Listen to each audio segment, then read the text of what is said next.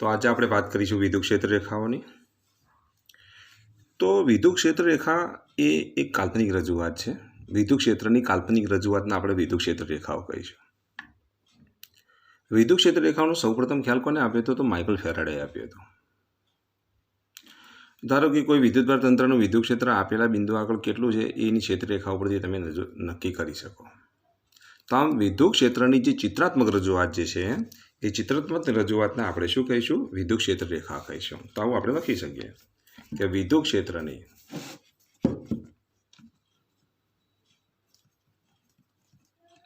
ચિત્રાત્મક રજૂઆતને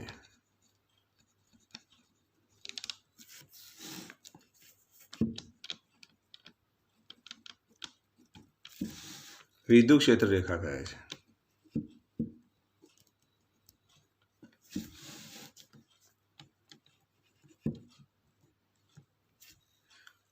વિદ્યુત ક્ષેત્ર રેખાનો સૌપ્રથમ ખ્યાલ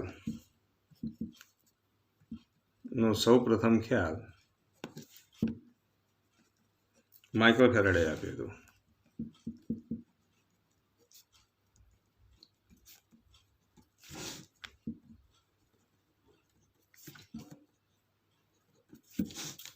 માઇકલ ફેરાડેએ આપ્યો હતો। હવે વિદ્યુત ક્ષેત્ર વિશે આપણે આગળ બિંદુવત વિદ્યુતભાર વડે મળતા વિદ્યુત ક્ષેત્રની આપણે વાત કરી ચૂક્યા કે બિંદુવત વિદ્યુતભાર વડે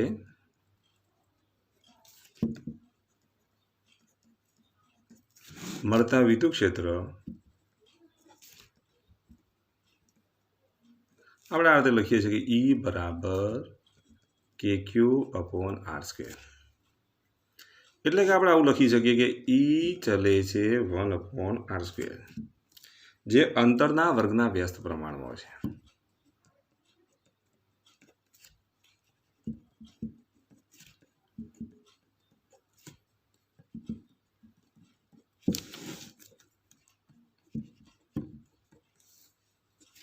અને કેવું છે? ત્રિજ્યાવર્તી છે અને ત્રિજ્યાવર્તી છે।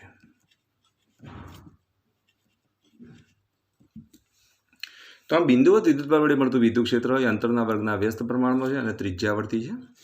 ધારો કે કોઈ આપણે બિંદુવત વિદ્યુતભાર લઈએ, ધારો કે આ બિંદુવત વિદ્યુતભાર Q છે, ધારો કે આ ધન વિદ્યુતભાર છે। ધન વિદ્યુતભાર માટે વિદ્યુત ક્ષેત્રનો સદિશ આપણે બહારની તરફ દોરીશું। હવે આ રીતે તમે વિદ્યુત ક્ષેત્રના સદિશો આમ ત્રિજ્યાવર્તી દોરી શકો।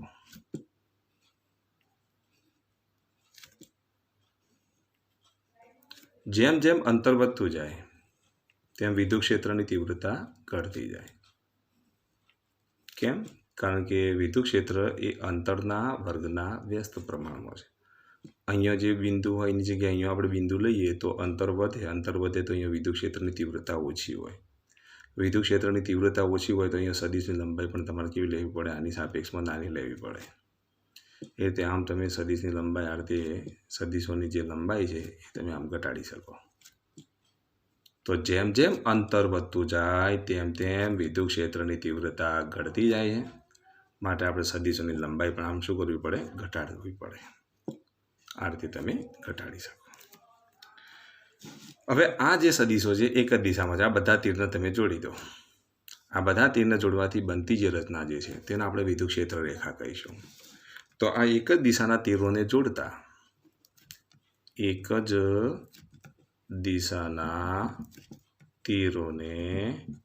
જોડતા બનતી આકૃતિને વિદ્યુત ક્ષેત્ર રેખા કહે છે।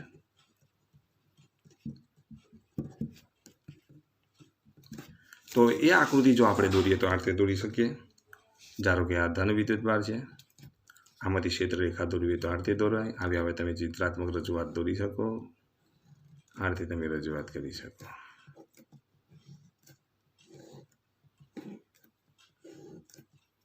તો આમ તીર વડે બતાવી શકાય। તો આ વિદ્યુત ક્ષેત્ર રેખા થઈ। તો આમ વિદ્યુત ક્ષેત્રની જે ચિત્રાત્મક રજૂઆત જે છે એ ચિત્રાત્મક રજૂઆતને આપણે શું કહીશું? તો વિદ્યુત ક્ષેત્ર રેખા કહીશું। હવે વિદ્યુતભારની નજીકમાં ધારો કે આ વિદ્યુતભારનો નજીકનો વિસ્તાર છે। વિદ્યુતભારની નજીકના વિસ્તારમાં ક્ષેત્રરેખાઓ નજીક ગોઠવાયેલી છે। આ વિદ્યુતભારનો દૂરનો વિસ્તાર કહેવાય. તો અહીંયા ક્ષેત્રરેખાઓ દૂર દૂર ગોઠવાયેલી છે. નજીકમાં ક્ષેત્રરેખાઓ નજીક નજીક ગોઠવાયેલી છે. એનો મતલબ કે અહીંયા વિદ્યુત ક્ષેત્રની પ્રબળતા વધારે છે. તો વિદ્યુતભારની નજીકમાં વિદ્યુત ક્ષેત્રની પ્રબળતા વધારે હોય અને વિદ્યુત ક્ષેત્રની પ્રબળતા વધારે હોવાના લીધે ક્ષેત્રરેખાઓ નજીક નજીક ગોઠવાયેલી હશે. જેમ જેમ અંતર વધતું જાય તેમ તેમ વિદ્યુત ક્ષેત્રની તીવ્રતા અહીંયા ધારો કે કેવી થાય તો ઘટતી જાય, તેમ તેમ ક્ષેત્રરેખાઓ દૂર દૂર ગોઠવાયેલી છે. તમે જો અહીંયા આ બિંદુ એ, આ બિંદુ બી, અહીંયા આપણે બિંદુ લઈએ સી અને અહીંયા બિંદુ ડી લઈએ. તો સી અને ડી વચ્ચેનું અંતર ઓછું છે એટલે નજીક નજીક ગોઠવાયેલી છે. એ અને બી માટે અંતર વધુ છે એટલે દૂર દૂર ગોઠવાયેલી છે. તો આવું તમે કહી શકો વિદ્યુતભારની નજીકમાં. તો વિદ્યુતભારની નજીકમાં વિદ્યુત ક્ષેત્ર સદિશ ઈ પ્રબળ હોય છે.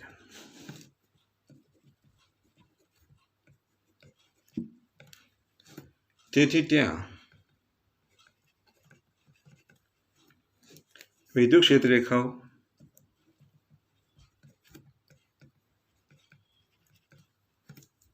ની ગીચતા, બીજા શબ્દોમાં કહીએ તો ક્ષેત્રરેખાઓની ઘનતા વધુ હોય છે.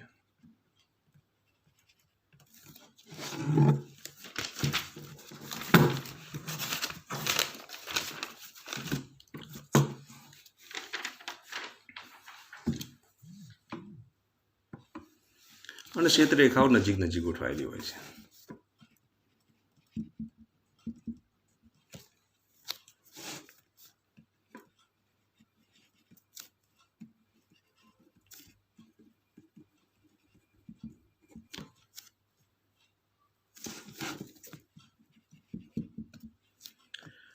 અને વિદ્યુતભારથી દૂરના વિસ્તાર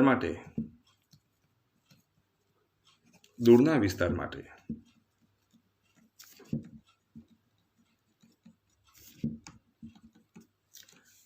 વિદ્યુત ક્ષેત્ર નબળું પડે છે.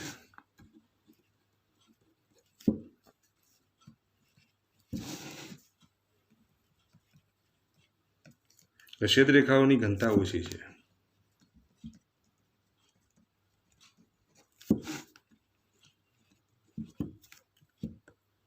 અથવા ગીચતા ઓછી છે. ક્ષેત્રરેખાઓ દૂર દૂર ગોઠવાયેલી છે.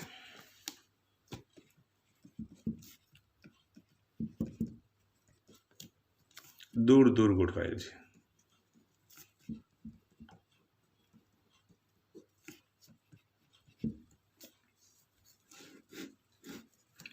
બીજું તમારે યાદ રાખવાનું, જુદા જુદા વ્યક્તિઓ ક્ષેત્રરેખાઓની સંખ્યા જુદી જુદી બતાવે, પરંતુ વિદ્યુત ક્ષેત્રની તીવ્રતા નક્કી કરવા માટે આટલું યાદ રાખવાનું કે વિદ્યુતભાર તંત્રના જુદા જુદા વિભાગમાં તમારે સાપેક્ષ ઘનતા જોવાની ક્ષેત્રરેખાઓની.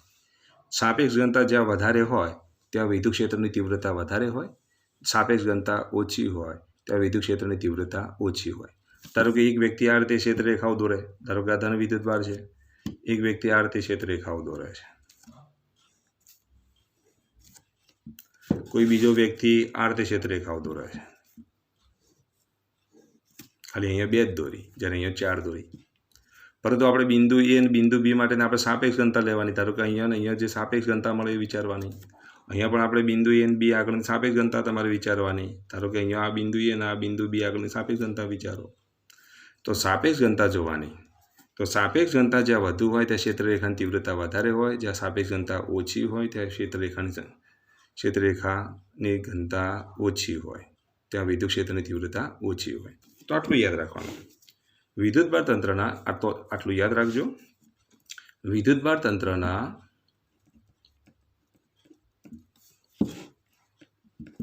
જુદા જુદા વિભાગોમાં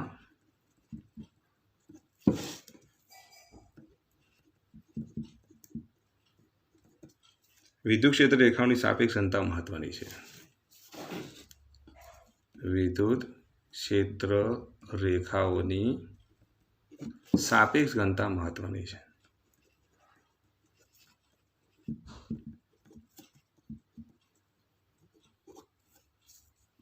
વિદ્યુત ક્ષેત્ર રેખાઓની સાપેક્ષ ઘનતા મહત્વની છે. હવે આ ક્ષેત્રરેખાઓની ઘનતાનો અંદાજ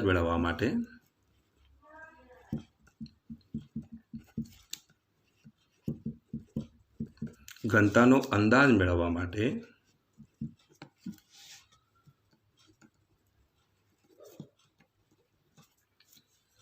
ક્ષેત્રરેખાઓને લંબરૂપે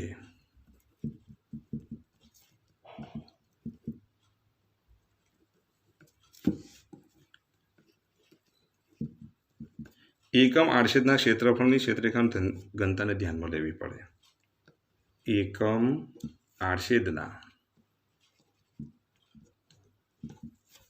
ક્ષેત્રફળ દીઠ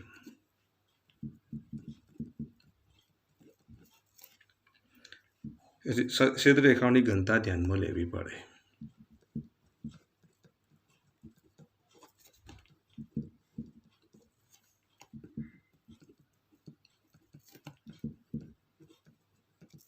એ સમજવા માટે આપણે એક ત્રિપરિમાણમાં આકૃતિ દોરીએ. ધારો કે અહીંયા આ બિંદુ O છે, ત્યાં આપણે Q વિદ્યુતભાર મૂકી દઈએ.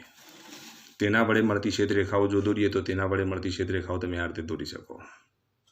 આ એક ક્ષેત્રરેખા, આ બીજી ક્ષેત્રરેખા, અહીંયા ત્રીજી ક્ષેત્રરેખા દોરીએ, આ ચોથી ક્ષેત્રરેખા, આ રીતે પાંચમી ક્ષેત્રરેખા, છઠ્ઠી ક્ષેત્રરેખા. આવી તમે ક્ષેત્રરેખાઓ દોરી શકો.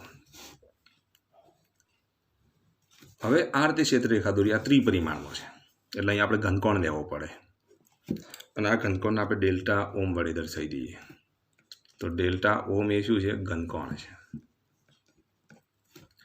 હવે અહીંયા આપણે એક ક્ષેત્ર આટલું એક પૃષ્ઠ લઈએ. આ ક્ષેત્રફળ, આનું જે ક્ષેત્રફળ જે છે એ ક્ષેત્રફળને હું S1 વડે દર્શાવી દઉં. બીજું આપણે અહીંયા થોડુંક દૂર એક બીજું પૃષ્ઠ દોરીએ.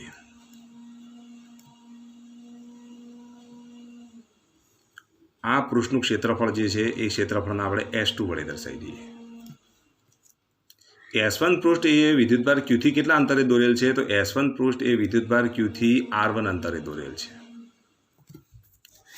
S2 પૃષ્ઠ એ વિદ્યુતભાર Q થી કેટલા અંતરે દોરેલ છે? તો S2 પૃષ્ઠ એ વિદ્યુતભાર Q થી R2 અંતરે દોરેલ છે.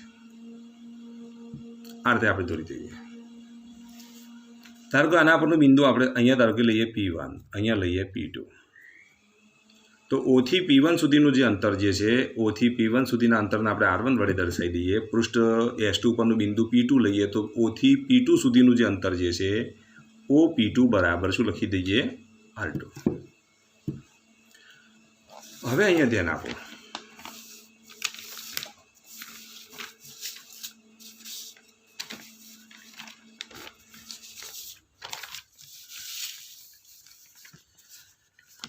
હવે બંને ક્ષેત્રફળ જે લીધા, અહીંયા જે આપણે ક્ષેત્રફળ જે લીધા S1 અને S2, આ બંને જે ક્ષેત્રફળ લીધા એની વાત કરીએ. આ બંને ક્ષેત્રફળમાંથી પસાર થતી ક્ષેત્રરેખાઓની સંખ્યા ધારો કે અહીંયા 1, 2, 3, 4, 5 અને 6 ક્ષેત્રરેખાઓ પસાર થાય છે. તો અહીંયા પણ જો 1, 2, 3, 4, 5 અને 6 ક્ષેત્રરેખાઓ પસાર થાય છે. એટલે આ તો આપણે સરળતા ખાતર 6 ક્ષેત્રરેખાઓ દોરી, પણ એ ક્ષેત્રરેખાઓની સંખ્યા એ જુદા જુદા વ્યક્તિઓ જુદી જુદી દોરી શકે. તો ક્ષેત્રરેખાઓની સંખ્યા આપણે ધારી લઈએ કે n છે. તો આપણે કહી શકીએ કે બંને ક્ષેત્રફળમાંથી પસાર થતી ક્ષેત્રરેખાઓની સંખ્યા તો બંને પૃષ્ઠમાંથી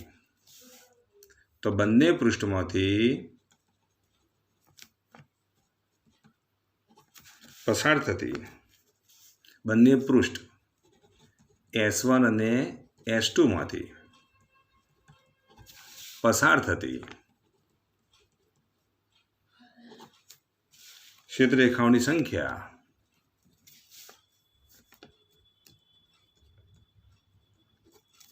n છે.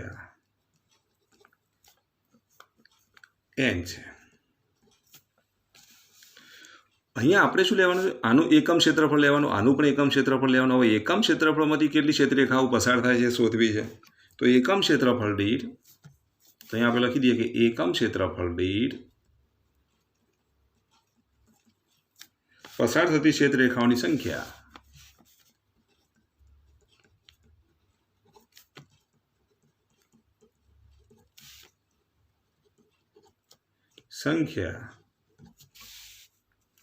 N1 અને N2 છે.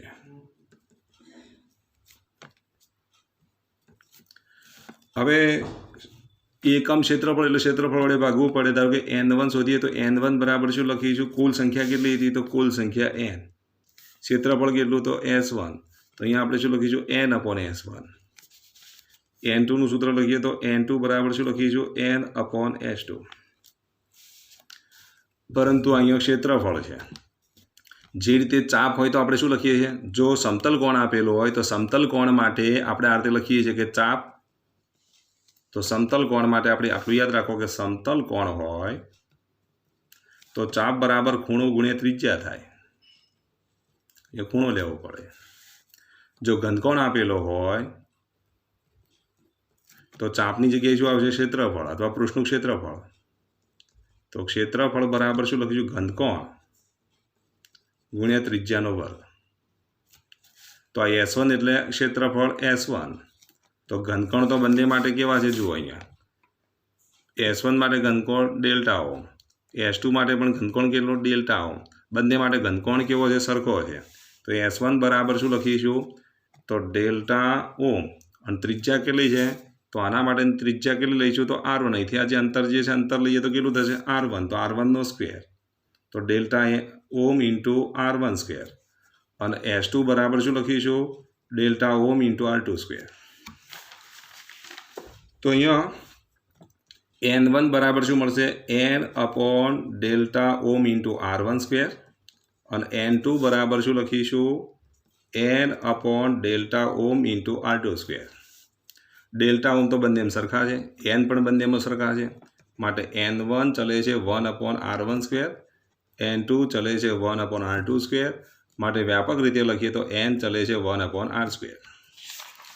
જ્યાં આવું તમે કહી શકો, જ્યાં n એટલે કે n1 અને n2 ની કિંમત જે એકમ ક્ષેત્રફળ દીઠ ક્ષેત્રરેખાઓની સંખ્યા છે એને આપણે સ્મોલ n વડે દર્શાવી દઈએ. ધારો કે તો એકમ ક્ષેત્રફળ દીઠ ક્ષેત્રરેખાઓની સંખ્યા એ અંતરના વર્ગના વ્યસ્ત પ્રમાણમાં છે. તો અહીંયા અંતરો શું છે? તો ક્ષેત્રરેખાઓની સંખ્યા વધારે થાય. અહીંયા અંતર વધારે છે તો પછી ક્ષેત્રરેખાઓની સંખ્યા કેવી થશે? ઓછી થશે. તો તમે આવું લખી શકો, R1 ની કિંમત R2 કરતાં નાની છે. તો ધેરફોર 1 અપોન R1 સ્ક્વેર વ્યસ્ત કરીએ તો આ લેસ ધેનની જગ્યાએ શું થઈ જશે? Greater than 1 upon R2 square. Therefore 1 upon R1 સ્ક્વેરની જગ્યાએ શું લખાય? n1 ગ્રેટર ધેન શું લખીશું? n2. આમ S1 એ વિદ્યુતભાર Qથી નજીક છે. તો S1 એ પૃષ્ઠ S1 એ વિદ્યુતભાર Qથી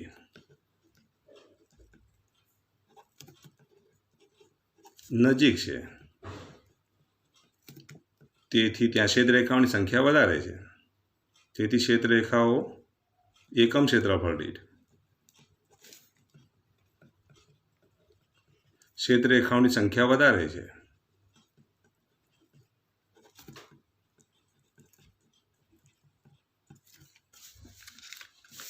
અને S2 પૃષ્ઠ S2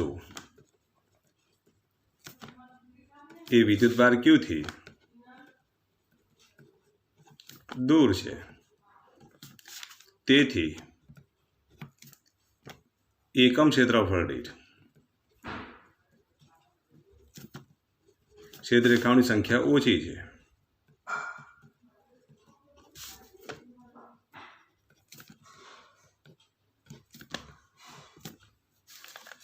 માટે S1 આગળ વિદ્યુત ક્ષેત્રની તીવ્રતા વધારે છે.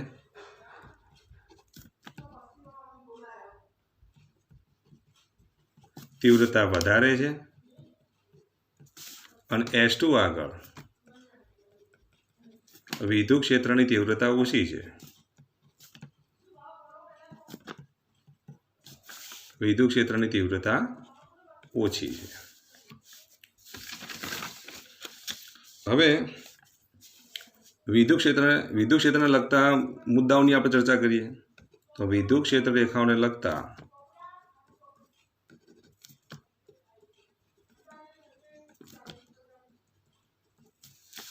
અગત્યની બાબતો.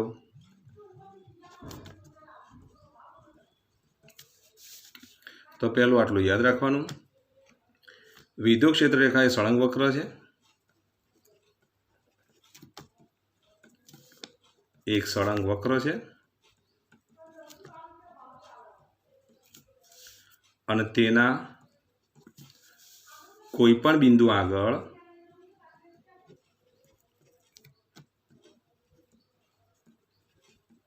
દોરેલ સ્પર્શક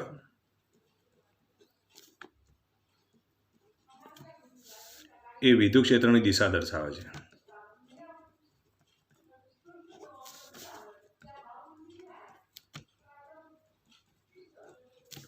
ધારો કે આ રીતે વિદ્યુત ક્ષેત્ર રેખા આપણે દોરીએ તો એક સળંગ વક્ર છે. આ વિદ્યુત ક્ષેત્ર રેખા છે. એના કોઈ પણ બિંદુ આગળ, ધારો કે બિંદુ પી આગળ આપણે સ્પર્શક દોરીએ તો આ સ્પર્શક એ બિંદુ પી આગળ વિદ્યુત ક્ષેત્રની દિશા દર્શાવે છે. ધારો કે અહીં આપણે બિંદુ ક્યુ લઈએ તો બિંદુ ક્યુ આગળ તમે આમ સ્પર્શક દોરો તો આ સ્પર્શકની દિશા એ વિદ્યુત ક્ષેત્રની દિશા દર્શાવે છે. આપણે તરણ મિકેનિક્સમાં ભણી ચૂક્યા ધારા રેખી વહનની અંદર. તો ધારા રેખાઓ કેવી હોય તો સળંગ હોય. તેના કોઈ પણ બિંદુ આગળ આપણે સ્પર્શક દોરીએ એ વેગની દિશા બતાવે. શું બતાવે? વેગની દિશા બતાવે. એમ અહીંયા પણ તમે ક્ષેત્રરેખા એક સળંગ વક્ર છે જેના કોઈ પણ બિંદુ આગળ જો સ્પર્શક દોરવામાં આવે તો સ્પર્શકની દિશા એ વિદ્યુત ક્ષેત્રની દિશા થશે. બીજી વાત એ કે વિદ્યુત ક્ષેત્ર રેખાઓ ધન વિદ્યુતભારમાંથી બહાર નીકળે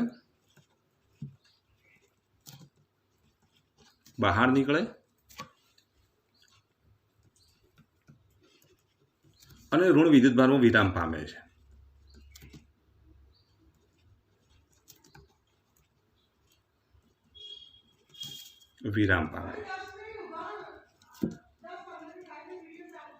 વિદ્યુત ક્ષેત્ર રેખાઓ ધન વિદ્યુતભારમાંથી બહાર નીકળે છે અને ઋણ વિદ્યુતભારમાં વિરામ પામે છે.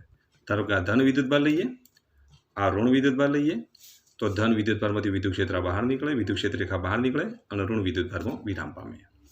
ધન વિદ્યુતભારમાંથી આ રીતે બહાર નીકળે અને ઋણ વિદ્યુતભારમાં વિરામ પામે. ધન વિદ્યુતભારમાંથી આ રીતે બહાર નીકળે, ઋણ વિદ્યુતભારમાં આ રીતે વિરામ પામે છે. તો આમ વિદ્યુત ક્ષેત્ર રેખાઓ એ ધન વિદ્યુતભારમાંથી બહાર નીકળે અને ઋણ વિદ્યુતભારમાં શું થાય? વિરામ પામે છે.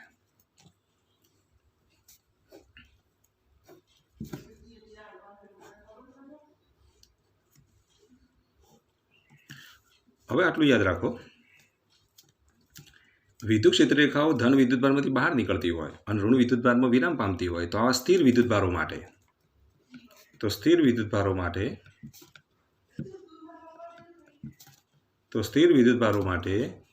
વિદ્યુત ક્ષેત્ર રેખાઓ બંધ ગાળો રચતી નથી.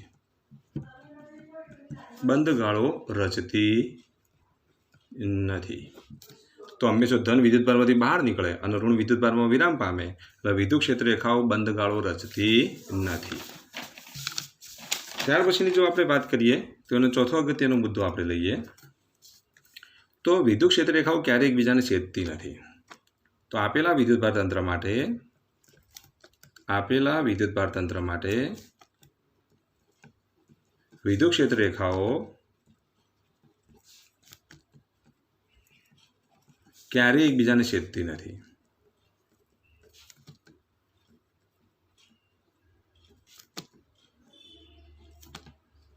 જો ક્ષેત્રરેખાઓ એકબીજાને છેદે તો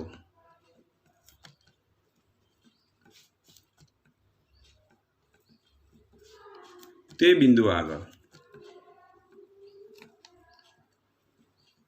બે સ્પર્શક દોરી શકાય.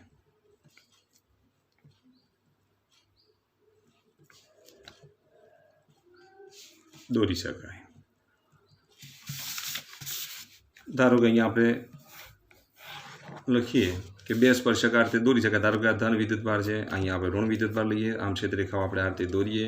ધારો કે એક ક્ષેત્રરેખા હું આ રીતે દોરું તો શું થાય? આ બંને એકબીજાને છેદે છે. તો આ છેદ બિંદુ આગળ તમે આના માટે એક સ્પર્શક દોરો, આના માટે એક બીજો સ્પર્શક દોરો તો બે સ્પર્શક આ રીતે દોરી શકાય. અને જો આ રીતે બે સ્પર્શક દોરી શકાય એનો મતલબ એ થયો કે આપેલા વિદ્યુતભાર તંત્રનું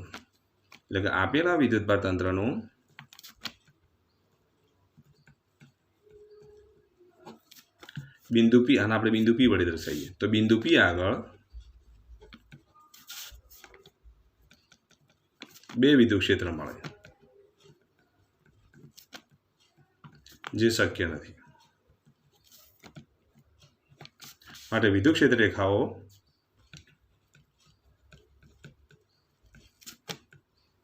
ક્યારેય એકબીજાને છેદે નહીં.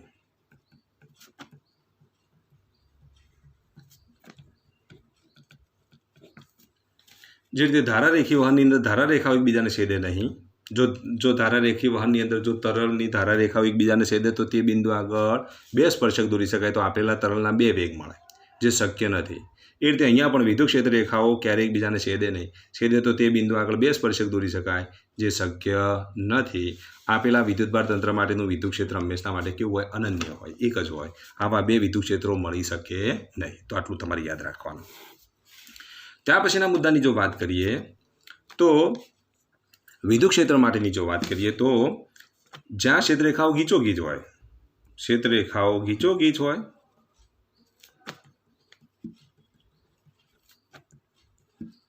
ત્યાં વિદ્યુત ક્ષેત્રની પ્રબળતા વધારે હોય.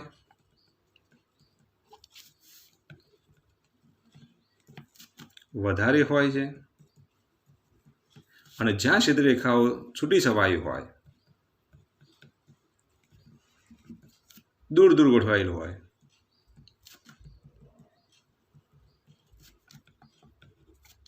ત્યાં વિદ્યુત ક્ષેત્રની પ્રબળતા ઓછી હોય છે.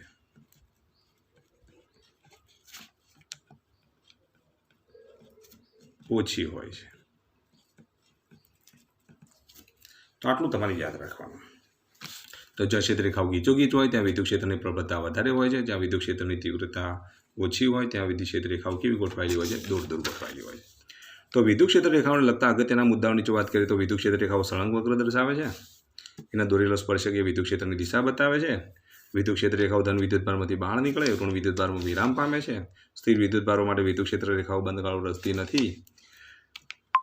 આપેલા વિદ્યુતભાર તંત્ર માટે વિદ્યુત ક્ષેત્રરેખાઓ ક્યારેય એકબીજાને છેદતી નથી. છેદે તો તે બિંદુ આગળ બે સ્પર્શક દોરી શકાય. અને જો બે સ્પર્શક આ રીતે જો દોરી શકાય તો એનો મતલબ શું થયો? કે આપેલા બિંદુ P આગળ બે વિદ્યુત ક્ષેત્રો મળે છે. ક્ષેત્રરેખાઓ ગીચોગીચ હોય તો વિદ્યુત ક્ષેત્રની પ્રબળતા વધારે હોય. ક્ષેત્રરેખાઓ જો દૂર દૂર ગોઠવાયેલી હોય તો વિદ્યુત ક્ષેત્રની પ્રબળતા કેવી હોય છે? તો ઓછી હોય છે. ત્યાર પછીની જો આપણે વાત કરીએ તો વિદ્યુત ક્ષેત્રરેખાઓ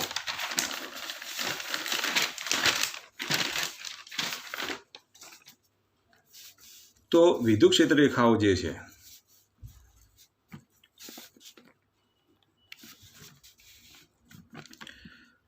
તો વિદ્યુત ક્ષેત્રરેખાઓ કાલ્પનિક છે.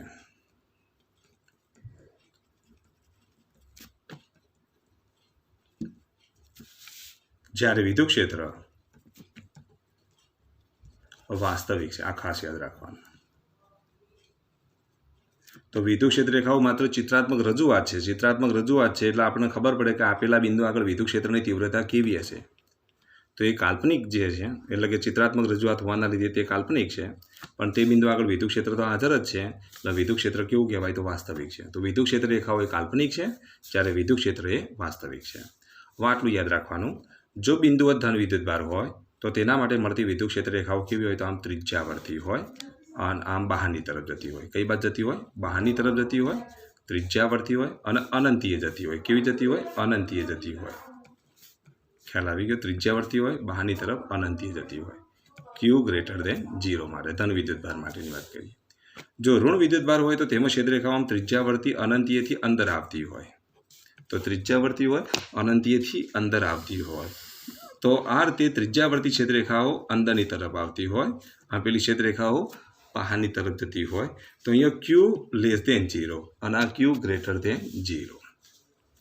જો વિદ્યુત ડાયપોલની ચર્ચા આપણે પાછળ કરવાની છે, જે એક ધન વિદ્યુતભાર હોય, બીજો ઋણ વિદ્યુતભાર હોય, બંનેના મૂલ્યો સમાન હોય અને વિજાતીય વિદ્યુતભારોથી બનતા તંત્રને આપણે વિદ્યુત ડાયપોલ કહીશું. તો વિદ્યુત ડાયપોલની જો ક્ષેત્રરેખાઓ દોરીએ તો ધન વિદ્યુતભારમાંથી ક્ષેત્રરેખાઓ બહાર નીકળે અને ઋણ વિદ્યુતભારમાં શું થાય? વિરામ પામે. તો એની ક્ષેત્રરેખાઓ આપણે આ રીતે દોરીશું. તો એની ક્ષેત્રરેખાઓ આ રીતે દોરી શકાય છે. હવે આ રીતે આપણે આમ વિદ્યુત ડાયપોલની ક્ષેત્રરેખાઓ દોરી શકીએ. સજાતીય વિદ્યુતભારોનું તંત્ર હોય, ધારો કે ધન વિદ્યુતભાર હોય, આ ધન વિદ્યુતભાર હોય તો આ બંને વચ્ચે શું લાગે? અપાકર્ષણ બળ લાગે. અપાકર્ષણ બળના લીધે ક્ષેત્રરેખાઓ આપણે આ રીતે દોરીશું.